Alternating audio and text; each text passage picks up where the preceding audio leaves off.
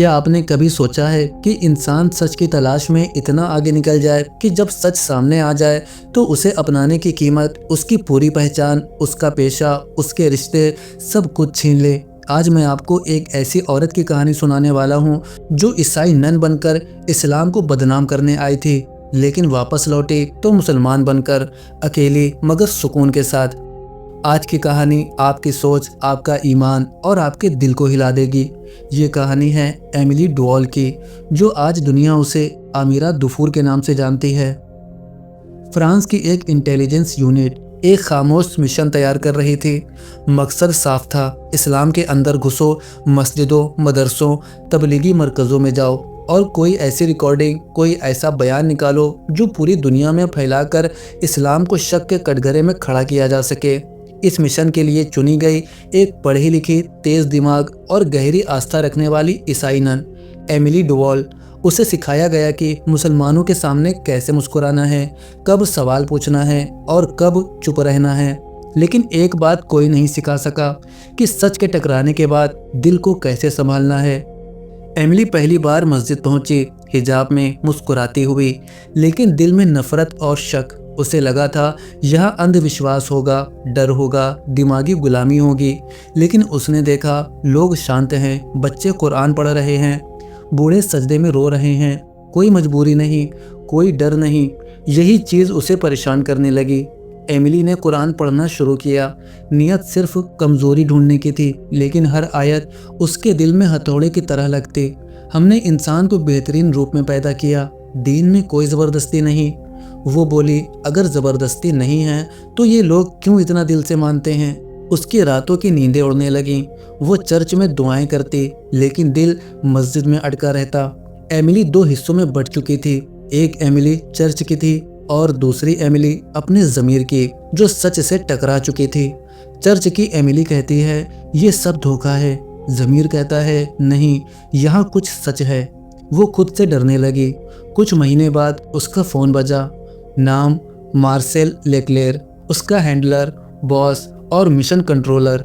ठंडी आवाज़ में बोला, रिकॉर्डिंग कहाँ है। एमिली चुप रही। दिल तेज धड़क रहा था। वो जानती थी अगर उसने झूठ बोला तो सब खत्म हो जाएगा, लेकिन उसने कहा कोई रिकॉर्डिंग नहीं है। दूसरी तरफ सन्नाटा। फिर गुस्से में आवाज़ आई, तुम्हें अंजाम पता है ना, तुमने चर्च और देश दोनों को धोखा दिया है। एमिली ने गहरी सांस ली और कहा, नहीं, मैंने पहली बार सच का साथ दिया है। Call cut. उसके बाद सब कुछ बदल गया। चर्च ने रिश्ता तोड़ लिया, मिशन सपोर्ट बंद, दोस्तों ने दूरी बना ली, मीडिया में उसका नाम गायब। वो अकेली रह गई, लेकिन हैरानी की बात वो डरी नहीं। कुछ हफ्तों बाद एमिली ने शहादत पढ़ी। अब वो आमिरा दुफूरू थी।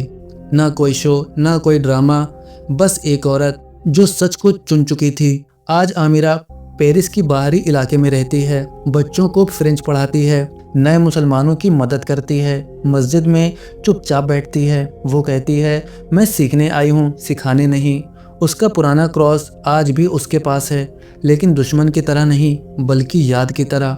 याद कि वो कौन थी और अल्लाह ने उसे कहाँ पहुँचा दिया। एक लड़की ने उससे पूछा, तुम इस्लाम पर कैसे ईमान लाई। आमिरा ने मुस्कुराकर कहा, क्योंकि इस्लाम ने मुझे मजबूर नहीं किया, इस्लाम ने मुझे आईना दिखाया और मुझे चुनने दिया।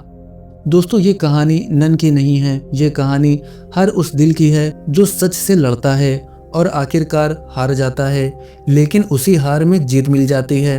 अगर अल्लाह चाहे तो सबसे दूर इंसान भी सबसे करीब आ सकता है।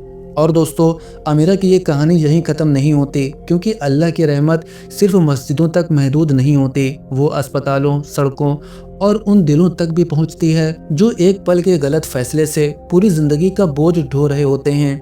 अब ज़रा सोचिए, एक मशहूर डॉक्टर जिसके एक नहीं ने एक मुस्लिम मरीज़ की ज़िंदगी छीन ली। एक हादसा जो किस्मत बन गया, और वही इंसान उस डॉक्टर की ज़िंदगी का सबसे बड़ा सबक बन गया। लेकिन असली झटका तो तब लगा जब उसी डॉक्टर की बेटी ने हिंदू धर्म छोड़कर इस्लाम कबूल कर लिया।